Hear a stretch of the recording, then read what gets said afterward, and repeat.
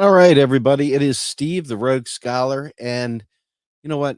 For those of you who follow me and know me personally, I do leave myself a slight bit of today entertainment in my life. Aside from music that I listen to, I also watch football. I know I'm a bad guy. I watch sports ball, right? And it's one of the few connecting ties I still have with my brother, whom I love dearly, but we have almost absolutely nothing in common outside of music and sports. And even in there, we still find controversy. Okay. But we are talking about our pathetic team, the Washington Commanders. And out of nowhere, somehow or another, the conversation shifted to economics. Now, he knows that this is a subject that I live and die on. I talk about constantly. But he starts talking about how, oh, Washington, he starts talking about the economics of Washington building a stadium. And then he starts talking about, well, they gave people taking all the minimum wage and raising it to $15 an hour. Now, all of a sudden, he starts coming up with this thing and it's like long and expansive and it's filled with every possible, like, I don't know, like wrong-minded thing ever. I didn't even know where to begin. I didn't even know where to begin in the conversation. I was talking, but what? And it was like there was no getting a word in edgewise. And it was like, where would I even begin? Quite literally, his entire economic framework that he tried to lay out before me, it was incoherent. It had no, I mean, he's a smart kid, smart guy. No coherence whatsoever. Lots of stuff that he piecemealed from Fox News or piecemealed from the bar stool or piecemealed from his buddies, whatever. Like the entire conversation, I just sat there. I was like, what do I even say? And then it dawned on me. It was like, I'm not here defending Joe Biden. He may be a Republican. He may be a freaking fash baby. I'm not supporting Joe Biden. So, all the fighting about Joe Biden, this and Brandon, that, and all that crap. I'm like, okay. But there was no path to a logical conversation. I mean, at all. There was no way to present basics. The cup was filled. His mouth was moving. These can't work when this is working. So he needed to take the sock right here, right from here, and put it right here. Ain't happening. Not with my brother. I love him to death, but it ain't happening with my brother. His mouth kept going. And so I realized, having been around, 53 years and 50 on this planet with him on it too, that there's no point in pursuing the conversation. And that's family, mind you, right? And I thought to myself, is he really any different than most of society? I mean, he's got his own little quirks. He is my brother, so naturally he's weirder than we're both off the, somewhere else, but it was so incoherent. That was like, what do I do? So anyway, I thought that I would share Biden's latest tweet so you can kind of see how hard it is to know the correct answer about economics, not be supporting Joe Biden, who is an absolute neoliberal, horrific, horrible president. Horrible president. Okay. But because he only knows Republican Democrat, he is full on assuming that I'm going to defend Joe Biden. Got nothing to defend, bub. Nothing to defend. So let me show you Joe Biden's tweet so you can understand exactly how deep the bullshit goes. This quicksand of whataboutism, all these things that people throw at you, and it's just a nonstop deluge of idiocy, right? Incoherence, impossible to bridge from A to B. There's no starting point, right? But this is our president of the United States saying what I'm about to show you. And it's like, what the fuck? He says, Republicans are always talking about the deficit. Well, guess what? The last guy increased the debt with tax cuts for big corporations. Not a penny of it was paid for. Taxes don't fucking fund spending, douchebag Biden, right? He goes, this year we've reduced the deficit by more than $1 trillion. And then Gritty comes in. Check it out. Democrats are always talking about the deficit, but it's just an excuse you use for more austerity. This year, you've outdone Republicans again. Your donor base must be so proud. Now, if that's the way your president, our president, the president of the United States talks to people, if that's the answer, is it any wonder? Is it any wonder you hit a fucking brick wall every time you try to talk to a vote blue sycophant and explain that Biden's got it wrong, explain that Biden's not telling the truth, explain that he's in fact using right wing fucking austerity. And these fucking vote blue sycophants are running around backslapping each other on the back because, hey, guess what? Joltin' Joe Biden, you, my friend, went ahead and reduced the motherfucking deficit. Big time. Look at that. Republicans are always talking about the deficit. Well, guess what? The last guy increased the debt with tax cuts for corporations. Not a penny of that was paid for. This year, we've reduced the deficit by more than $1 trillion. 85,000 likes, 1,451 quote retweets, and 18,000 retweets. Now, let me ask you a question. Just spitballing here. Okay, just spitballing. As that son of a bitch pushes that stuff out there, and let's be fair, austerity is murder. Deficit reduction is austerity. Austerity is murder. Someone is dying for these fucking ridiculously worthless economic idiocy. Okay, economic illiteracy from this neoliberal party, this right-wing neoliberal party that is supposed to be the opposite of the Republicans, or at least a countervailing thing, but alas, they're not. Joe Biden is pushing for austerity. And, before Joe Biden is in there, and if some Republican was in president and I was telling you austerity is murder, many of you all be going, austerity is murder. Austerity is murder. But when I talk about a Democrat president, you can't divorce yourself from it. You can't accept that the Democrat is pushing right-wing austerity. Why is that? Divorce yourself from your party loyalty for a minute and use your mother effing brain. If he's reducing the deficit, if he's cutting spending, if he's celebrating it, if he's putting it out there and lauding it like it's a good thing, what have we got here? What have we done?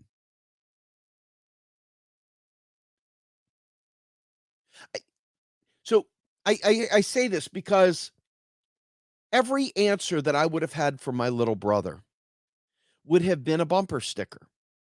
But each bumper sticker would have created 1,000 other words I'd have to say because he would come back with 1,000 more ideas that had nothing to do with anything.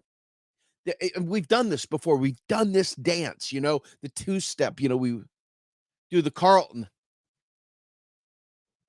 We're doing the Carlton together as he sits there and runs through the same wash, rinse, repeat as he thinks he's talking to a Democrat that supports Joe Biden. He thinks he's talking to someone that doesn't have a brain. See, I know better than to support Joe Biden, right? I didn't require anyone to tell me how to go. I knew that he was an austerian. I knew the things that he does are more dangerous in so many ways because they're stealth. They're not in your face overt that you can just fight back on. They're the kind of thing that bad people celebrate. I shouldn't say bad people, although I do believe many of them are bad people.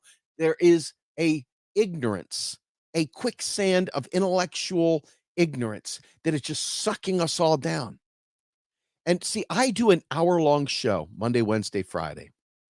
And I monologue usually because I have a story to tell. I'm going to tell you something important. I'm going to try and use analogies. I'm going to try to paint these things out so that you can see how this plays out. But most people are looking for a TikTok.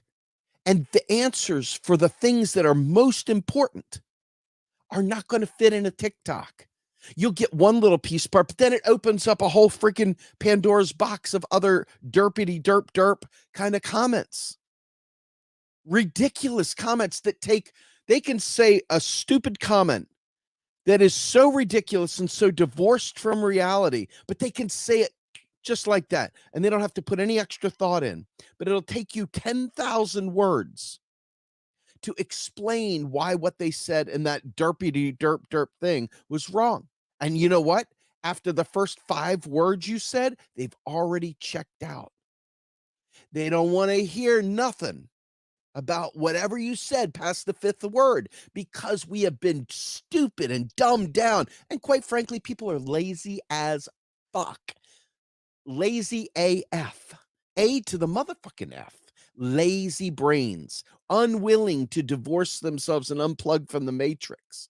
Now, I will agree, everybody's kind of caught in the matrix. Even people that think they're not, like myself, are trapped in the matrix. No matter how much we try to extricate ourselves from the matrix, we're still in the matrix. And every time we turn on news or every time we read bullshit on Twitter, we reprogram our brain back into the matrix. And then we have to descramble it and come up with a way to pull back from the matrix so we can deal in reality. Because let me just be really crystal clear. I mean, this right here is absolute straight up grade A worthless ignorance. This is absolutely worthless ignorance. I want to repeat this as many times as I can so you all understand. Joe Biden, Republicans are always talking about the deficit. Well, guess what? The last guy increased the debt with tax cuts for big corporations. Not a penny of it was paid for. True, and neither is anything you're doing paid for. It's always paid for with new dollars, Joe, and you know this. But this year, we've reduced the deficit by $1 trillion. $1 trillion. Once again, Joe Biden lighten up the austerity and his sycophants going, ar, ar, ar, ar, ar, ar, ar, ar, ar. You know, they're ready to play with the volleyball. Ar, ar, ar, ar. Ignorance. Now, how do you deprogram that ignorance? First things first, it's very important to understand that the ignorance isn't just benign. This isn't like just a fatty cyst. This is a freaking cancerous stage 4 kind of tumor, okay? An infection, a stage 4 type deal. Austerity literally kills because when it depletes the money in the economy, when they stop spending, the people with the least have even less. And the people with more get tight with it. They don't spend it. They keep it tight. And this is what creates the death at the bottom. Now, I want to tell you, I'm going to pivot from this for a moment, and I'm going to come right back to it. But I did a fairly in-depth, long view on Let's Get Ready to Grumble yesterday at Status Quo. I read 2 very, very important articles, one by George Monbiot and another by another lady in 2018. I can't remember her name right offhand, but if you check out my Let's Get Ready to Grumble at Status Quo, you'll see it. And what I did was I talked about a young Jeffrey Dahmer before he had become a mass murderer. And I showed how the very things that his father had talked about and how he had talked about were the keys to tipping him over the edge, that were the abandonment issues, the severe loneliness, all these things. And they are literally things that doctors and scientists have observed that recognize that neoliberalism creates these very things. Now, I'm not saying everybody's going to suddenly become a Jeffrey Dahmer, and I'm not saying everybody be a John Wayne Gacy. I'm not saying anything like that. But what I am saying is this: when you do austerity, when this whole mindset kicks in, when neoliberalism reigns supreme, you have shooters at schools. You have all kinds of things that happen because people go from just moderately annoyed to desperate in 0 seconds. Okay. It doesn't take much. We're all like one decision away from some really bad calamity happening. And the pressure of keeping a job, the pressure of showing up every day, the pressure of being on top of your game is incredibly challenging. Okay. And the father, anyway, I went through this whole thing. And what I did, I had little inserts where I included, here's an area where we could have stopped Jeffrey Dahmer from killing. Here's an area where he wasn't a murderer yet that we could have saved him from doing this stupid shit that he did because we don't have adequate health care. And it was like, here is a point where the police could have stopped him from going further.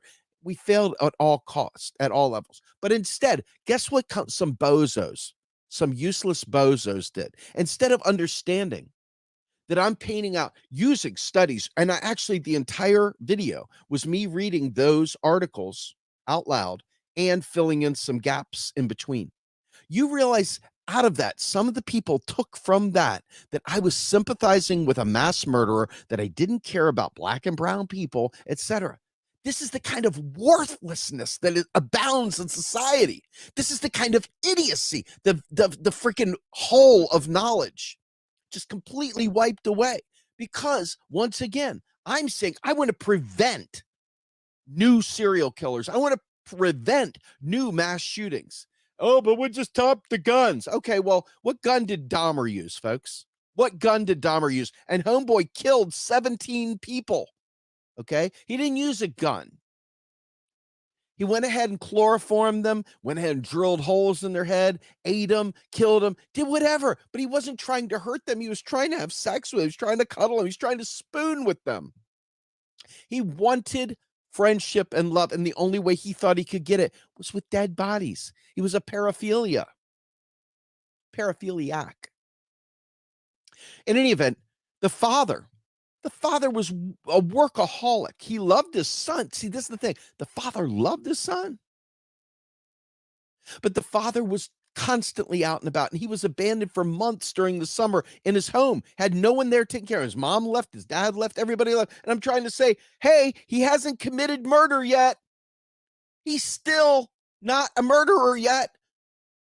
But this system, the way things go, the neoliberalism and all the other lack of healthcare, you name it, created the very grounds that gave way to Jeffrey Dahmer. Now, could that have been stopped? I don't know. I'm not Nostradamus.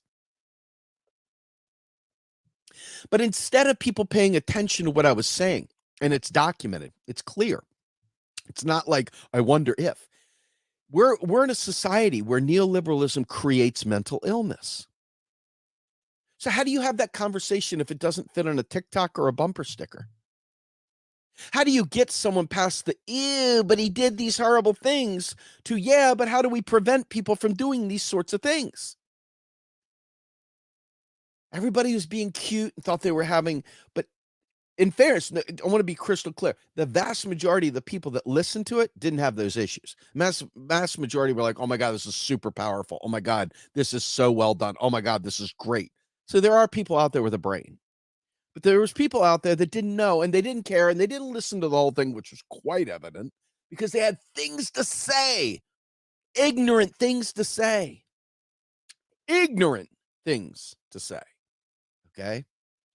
And as a result of that, how, they probably never got the real message. They don't really understand the evil effects of neoliberalism and austerity.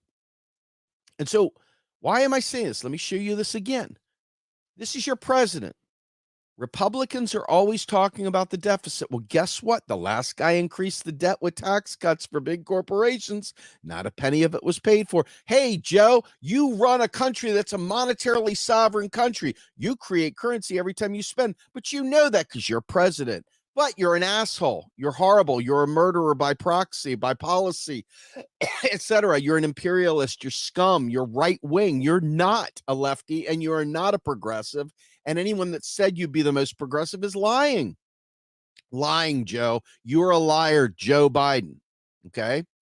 He started this year. We've reduced the deficit by more than $1 trillion. Okay? Again, I'm going to keep saying this until people pay attention. Okay? I'm going to say this until people pay attention. And if I die at some point where people have ignored me, so be it. I'll at least go into my grave knowing I tried. But I got a son that has to live with the outcomes. I have to live with the outcomes because my son will have to pay for it with his life, probably with the quality of life, because of so many people that unwilling to listen and learn.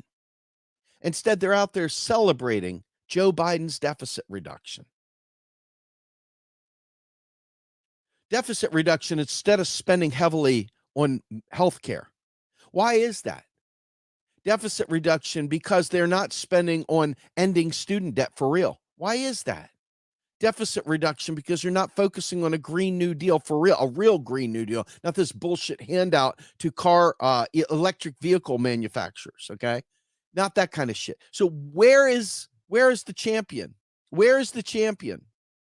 Where is the truth? Who is going to be able to say this stuff to the people that only listen? And God, it makes my heart sick. It makes me revolted inside to think that people support the Democratic Party when it's in neoliberal state, when it's in that neoliberal state and they're unwilling to critique it, unwilling to speak truth. And then they bring up, but what about the Republicans? I am disgusted with that type of person because we can't even have the conversation because they short circuit the problem. They short circuit the conversation. They short circuit everything.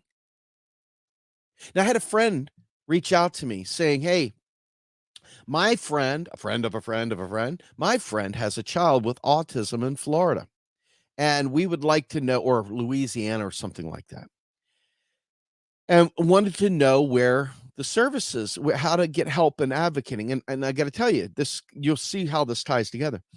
I told her, I said, look, in the state of Pennsylvania, there are intermediate care and there's early intervention and all this stuff where they assess them and they keep, they provide services. They provide someone to go to the classroom with the autistic children. They provide inclusion specialists, you name it. It's all costs money. But in the state of Pennsylvania, we underfund it. In other words, we only pay the people that do these jobs pennies. Okay. So most of them don't, do the job very long and they quit and they go somewhere else. Well, she's saying, hey, we need an advocate for her kid. And I said, well, you have to be your own advocate. Find a group out there that'll help support you. But unfortunately, you'll have to be your own advocate. It's just the way it is. I hate it. I hate it. Hate it. It doesn't have to be that way. And it was like, oh, okay. Like listening, okay?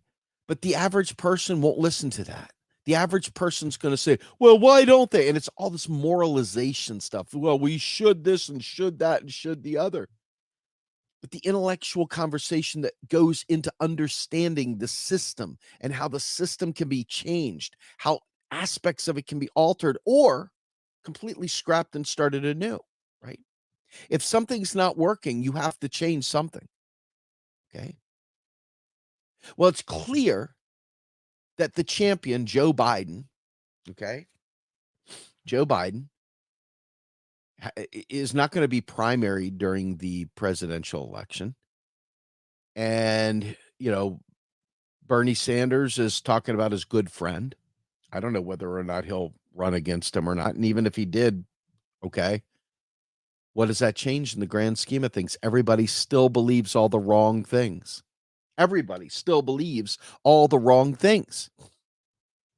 And everybody's looking for it to be boiled down into a single sentence. And then if you make sense, then it's like, what's your credentials? Why should I listen to you? And now you got to tell them, well, listen, all the schools are being taught by neoclassical economists. And so therefore, all the shit they tell you is that right-wing neoliberal bullshit framework. So we're producing more neoliberals through the college system, more neoliberals coming out of the whole system. And they're going to be the ones that inherit it and take it forward. So as I think about my son and what world we give to him, and I realize that most are unwilling to even consider the discussion about austerity and to consider the discussion about the fact that deficit reduction is wrong. Okay. Good point. A double K with a great point. 52% just don't participate. And most people, when they do the studies to find out why that low participation is there, a lot of them say, well, I've voted for Democrats my whole life and they never deliver. The others say, well, they changed my polling place because of gerrymandering. Or they sit there and say, hey, I've never seen them represent something that mattered to me a day in my life. So I stopped voting. I checked out. Or more importantly, many people are so desperate in life that they don't the idea of higher level thinking of going to voting is beyond their ability at that point. Living under a bridge, they don't even have an address, so they can't go vote because you need to have an address to vote. So there's all these things. There's all these things that play into that 52%. And let me tell you, the Democrats, I want you all to be aware of this. Maybe I'm saying something you all already know. But the Democrats right here, right now, the Democrats have what is known as a supermajority. They have the White House, they have Congress, and they have the Senate. I see some stuff going on here. Shane, I don't know what everybody's saying. I'm sorry for. I'll read these comments later. Maybe there's an opportunity here. My best friend is dead because of this neoliberal system. He was addicted to opioids, tried to get actual help for it, and was thrown in an unregulated religious facility that told him to pray it away. Exactly. I mean, anyway,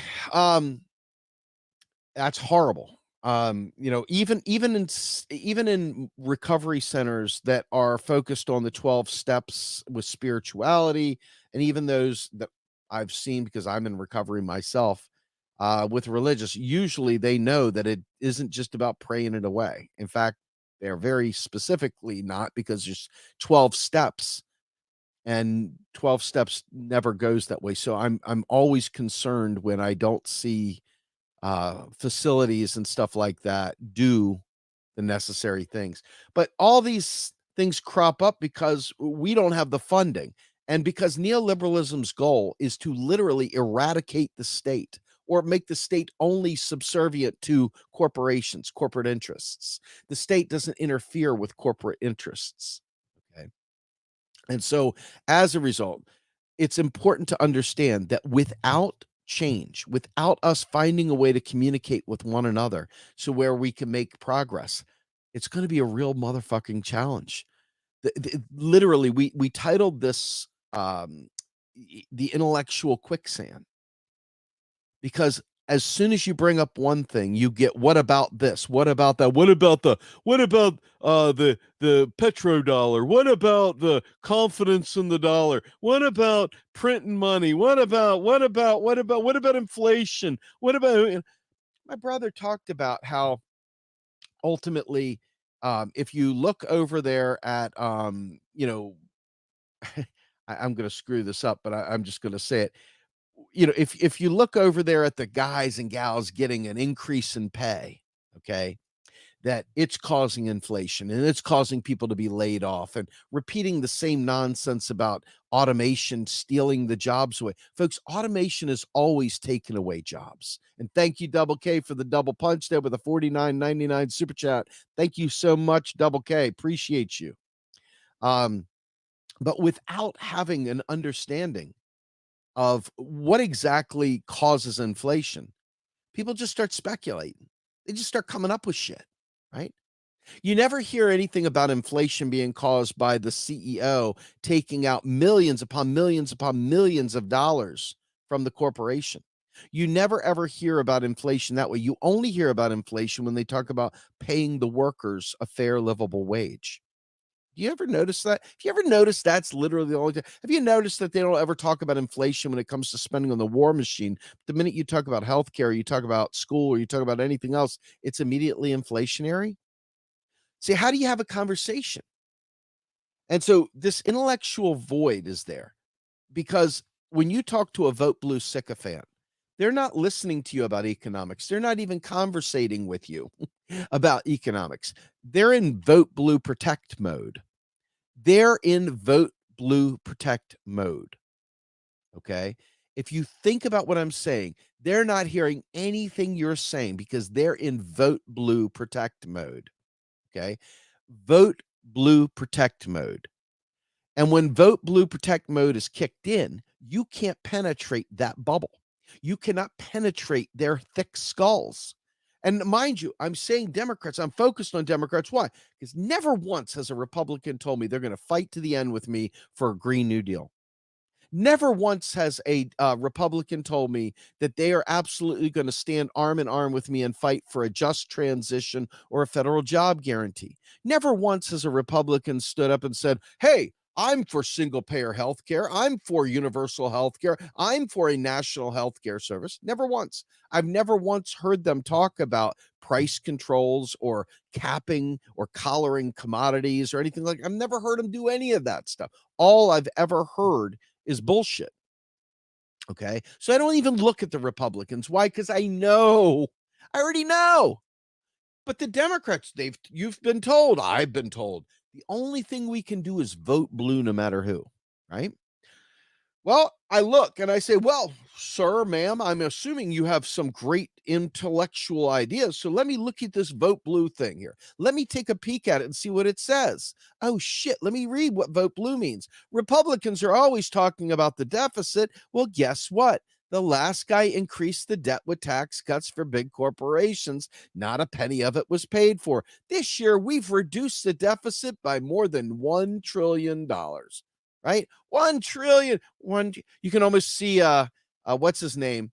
Our guy $1 million, $1 trillion, right? Dr. Evil, just the Diet Coke of evil, right? Well, Joe Biden is the full evil. There's no Diet Coke of evil there. Everything that man has done has made my skin crawl. This whole thing, I'm serious. I want you to understand, having a conversation about student debt, they've already convinced you that it's inflationary. It's not. They've already convinced you that somehow or another it's giving people free stuff. Then you got the shithead, well, how come I didn't get any help? I should have given them any help. I didn't get no help. And then you want to say, well, gosh, can you imagine actually being a slave and saying, hey, no freeing slaves here. I had to be a slave most of my life. These sumbitches shouldn't get off so quickly. That's exactly what that mindset is like. It's repulsive, it's perverse, and it's intellectually dishonest. It's ignorance personified. Okay? The fact is, so we've got an extraordinarily oppressive system. Now, if somebody came back to me and said, hey, we're going to go back in time and look and see people that had huge student debt, Fed loan servicing, and we'll talk about it. The difference between paying people that have already paid their money and people that are in debt and not in wiping that debt out couldn't be greater. To wipe out old debt that has already been paid, you would need to create new money. You would need to spend that money into existence, and you would need to pay them, physically pay them money for that debt that they had already paid. That's new money creation. That's money that isn't there that would be there suddenly. That's a totally different thing that requires Congress to act. But saying we're not going to enforce the payments, we're going to cancel the debt, that's perfectly within the realm of the executive branch to execute the laws. Okay? He made that decision to not do that. And now you're going to quibble as they peel away the little pittance he already put out there. You're going to quibble about it. The fact is, and this is a serious fact, if you don't know that no money was created to cancel the debt, then you've got some learning to do.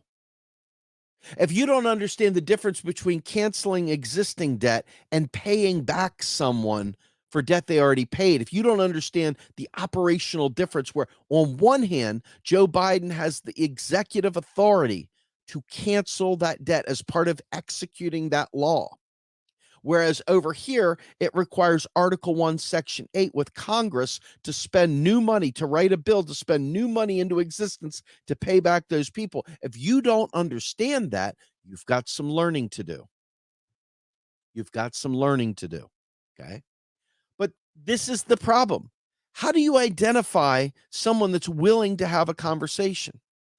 Like, I've been on some interviews where the people thought they were going to get me gotcha kind of thing, where I go out there and do a show with them, and they aren't listening. Their ears are closed and their mouth is open. You have an exchange with them. Their ears are closed, their mouth is open. They're not listening to what you say. They're waiting for their turn to talk. And they're busy saying a lot of wrong-minded things, and you can tell by social media has a lot of tells, okay? You can see who's liking and clicking on shit, and you can tell who is getting fed with dog shit and who's getting fed with real protein, okay? High quality protein. They're eating dog shit out there, and they're liking it, and they're clicking it, and they're sharing it, and But that has created a whole phalanx. It has created this whole military style wedge to block truth from penetrating the proletariat. And by extension, because the proletariat is still on Team Biden with this idiocy, penetrating their thick skulls with knowledge is near impossible. Like, we don't have enough time to order tea, fold our napkin properly in our lap, get a good window seat so we have a nice visual, bond with them, talk about their children, find out about their grandmother and everything else to get to the point where we say, I'd like to have a conversation with you about economics, right? We don't have time to smooth everyone's feathers and get them into the proper, okay, I'm ready to hear this stuff now. I drank coffee, I had a Red Bull. I'm like ready to hear this information. My eyes have toothpicks so I won't go to sleep while you're talking about it, etc. We don't have time for that, folks. And the problem is that whether we have time or not, the climate crisis is coming, period. It's not waiting on you, whether you have time to learn that we have the money to do these things. It's not waiting for you to learn that stuff. Now, folks, we got a non-negotiating climate. Physics is saying, fuck you. I'm doing my thing. You guys put all this shit in the atmosphere. I got business to take care of now.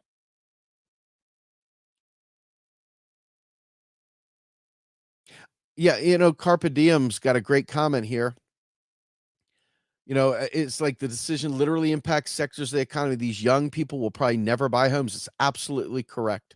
You own nothing and you'll like it. Absolutely. I mean, there's so much going on, folks. And I mean, I just really want you to understand that we have a bigger problem here, right? Because think about how many of the fucking Team Tulsi, the now right wing people that watch Tucker Carlson and talk about MAGA communism and crap like that. Think about how many of those chuckleheads don't understand MMT and refuse to learn it, refuse to understand how it works. So when Joe Biden says stuff like this, naturally, we have no defense because they have literally led people off a cliff. They have misled them. But guess what? If you look at the likes and clicks, you can clearly see a lot of people like that misinformation train. You can clearly see they love it. They love that misinformation train. And as a result of that, when Joe Biden says Republicans are always talking about the deficit, well, guess what? The last guy increased the debt with the tax cuts for big corporations. Not a penny of it was paid for. This year, we've reduced the deficit by more than $1 trillion. More than $1 trillion. So, I'm just putting this out there, right? Where do you think the money is going to come from to rebuild Florida?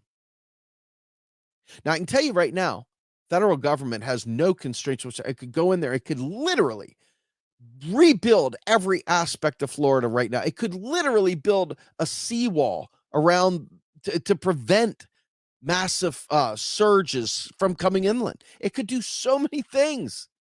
The problem is people don't believe that the government creates money, and they don't believe that the government is the creator of the dollar, and they think that it all comes from banks and loans and shit like that because there is no alternative to them, because they've listened to Fox News. They're a Biden supporter. There are other things that are worthless in society, these worthless creations. Joe Biden's whole mindset is worthless. It's disgusting. The entirety of the Democratic Party that supports austerity is disgusting. The people that celebrate deficit reduction have a disgusting goal in mind. Their viewpoint, their social justice ideas are repulsive when you look at it through the eyes of deficit reduction. When you understand that, when you understand that, okay, when you told me that, when someone says this kind of stuff to me, I just think to myself, we don't stand a chance if we don't get militant in how we present this stuff. Folks, time is not waiting on us. And your president that you had to have, because you had to get rid of Donald shithead Trump. And Donald Trump, bad dude. There was alternatives. Democratic Party took those alternatives from us, and they presented a cop and a corpse at the top of the ticket. A cop and a corpse who, I mean, has anybody seen Kamala Harris? I mean, at all? Has anybody? Kamala, anyone? Anyone? No? I mean, it doesn't make sense to me. It doesn't make sense to me. But alas, I don't really focus on electoral politics because I know that enough of the bad guys are inside dealing with electoral politics. The bad guys, the people that are stuck thinking Joe Biden did a wonderful thing reducing the deficit. Okay. The people that think Joe Biden's doing just a splendid job reducing the deficit. Okay. As a result of not having an understanding of how this works, people have unfortunately lost their way, and we've got no chance without them. So you can vote till the cows come home, but guess what? When you vote and you put somebody in office that has the same Joe Biden sycophantic mindset about deficit reduction, you have hurt us all. And guess what? Because Republicans are thrilled with the idea of deficit reduction, because the Republicans are thrilled with cutting spending. You're not going to get any resistance when there's austerity. When a Democrat's in power, the Republicans will be happy and the vote blue sycophants will be happy, because the vote blue sycophants have no mind of their own. They simply follow what the party says. You can almost see the guy in 1984 going, "How many fingers am I holding up, Winston?" And the pork pie hats will literally, goodbye, Mr. Kevin. Anyway, at the end of the day, if you allow deficit reduction to be part of the deal, you're killing people. This is not something, this is what creates recessions. Who hurts during recessions, folks? I want you to think about who hurts during recessions. Who is going to be there to help pick them up?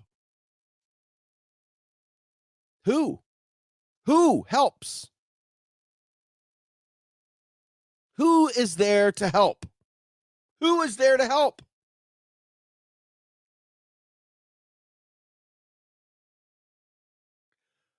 So James Roop, I'm going to show this and then I'm going to slam it down here in a second, because sometimes it gets very frustrating. If you don't understand the system that you're trying to deal with, and you say really dumb things, by the way, and a lot of people that want to tear the system down are quite frankly not very, they don't know, they don't understand. And so Republicans are desperate for a constitutional convention to, in fact, rip apart a lot of it and create something new, create new institutions and so forth. And their goal by doing that is to create balanced budget amendments and all kinds of other, and they have energy because they're not being pulled away by edge lords, a bunch of edge lords that try to drive us off a cliff in different directions. Okay. However, in this particular case, when we talk about what we've been talking about, and unfortunately, I just don't think people listen consistently enough to have that full view of the types of stuff we're pushing for. Democratic Party is not pushing for new institutions. They are pushing to keep things exactly as they are. That is a conservative. That is exactly what Republicans, actually Republicans in this case, are the real radicals in this case, because you're trying to make it even more Christo-fascist. Okay? But the Democrats are desperate to be the party of nope, the party of stay the course, the party of mission accomplished, the party of let's like cut spending and let's just, have austerity measures. Let's impose more neoliberalism. Let's fatten NATO. Let's do all these things. Yes. Yes, that's what they become and that's what they are. And that's what their leader, Joe Biden, is. And let's just read him one more time for purpose here, for an exclamation point. Republicans are always talking about the deficit. Well, guess what? The last guy increased the debt with tax cuts for big corporations. Not a penny of it was paid for. This year, we've reduced the deficit by more than $1 trillion. That's Joe Biden, folks, and that's what he celebrates. That's what he celebrates. That's Joe Biden. Do yourself a favor. Find out whether or not austerity is social murder. There's studies. It's not hard to find them either. Austerity is murder. So you can't have these conversations with people because they're so full of, I know what I'm talking about, and I can't be persuaded, even though they can't tie thoughts together coherently. Even though they miss so much. And look, being ignorant is no crime in society. Folks, we got misinformation coming from us from every direction. So I ask you to dig in and look at what the MMT developers have done. I ask you to look. But the problem here is your mainstream media, your mainstream college institutions, all of them are busy propping up this fake lie. And so in order to build anything new, in order to create a new institution, you've got to have popular support. And if the popular support is because they don't understand, they're pushing for austerity, there you go. That's your new institution is austerity, but it's not new, it's old. See, the MMT community is heterodox. And by heterodox, they have to evaluate existing models and then they look to build new models, new institutions. In fact, many of them would say they're institutionalists. Okay. Guys like Linwood Towheed of UMKC, institutionalists. The MMT framework is taught in a interdisciplinary institutionalist framework. Okay.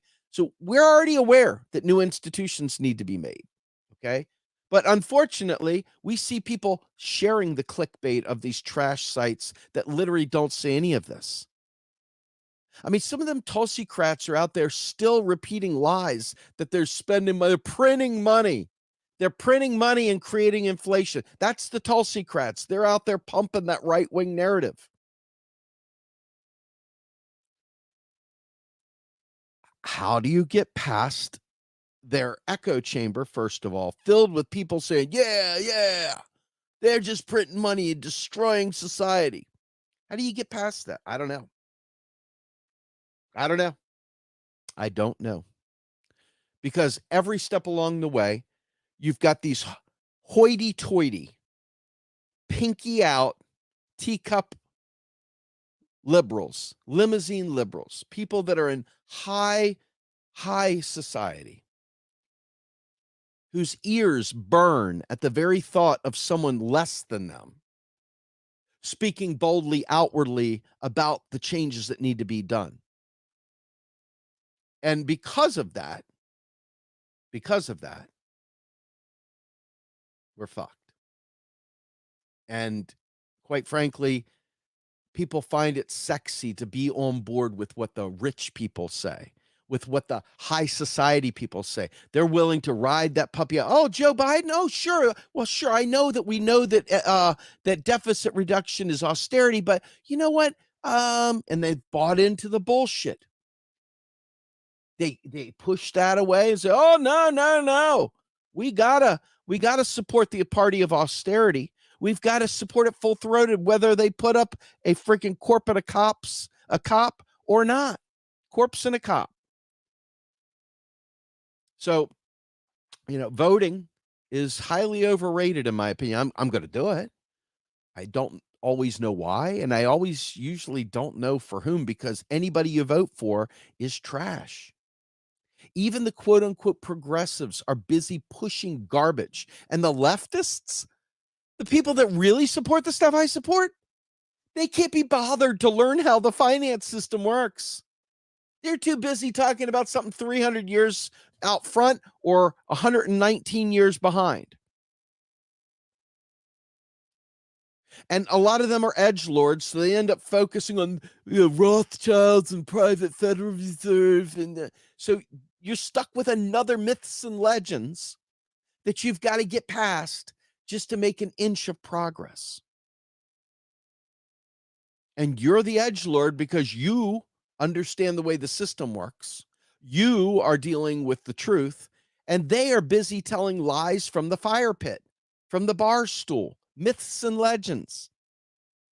How do you get past that? That intellectual, I don't know, like kiddie pool.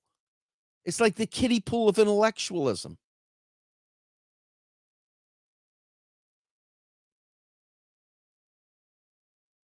I don't know how you do it. I don't know how you do it. Anyway, I'm saying all this to make sure you know that you've got to engage as many conversations as you can. But before you do that, just know they're going to throw 1,000 things at you. 1,000 things at you that have nothing to do with nothing. And you've got to swat them away, move them away, push all the noise away so that you can stay focused. And they are relentless at throwing noise at you. They're relentlessly not committed to system thinking. They're relentless in their pursuit of obtuse nonsense. And I got to be honest with you. I don't know what to do. I got 42 people watching right now. Hopefully 42 people that are weaponized to go out and spread the truth. Hopefully 42 that are willing to do the tough work, engage, But like I said to start this off, I started talking to my brother, and I realized I ain't that dude. I'm not going to be the one that reaches him. He's not going to hear me. He's just not going to hear me. So anyway, I'm Steve Grumbine. This is the Rogue Scholar. Really, really, really hope some of this added value.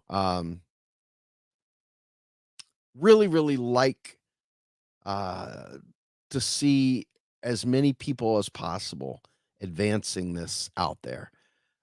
It's interesting. A humorist wrote, what's funny is people like me have been saying this before this man was born, which is pretty impressive because I was born in 1969. Nixon took us off the Bretton Woods Accord in 1973. And MMT started really coming into its own probably in the 90s with Italy, the issue with the lira with Warren Mosler. And so I'm glad, but the MMT messages, even though it plays off of some old thinking, it's got completely new thinking in there. So, don't for a minute think that there isn't new information out there. Please don't think that. Anyway, I'm out of here, folks. I really am. I got to get back to work. So have a great day. Appreciate y'all. Love you. Take care. I'm out.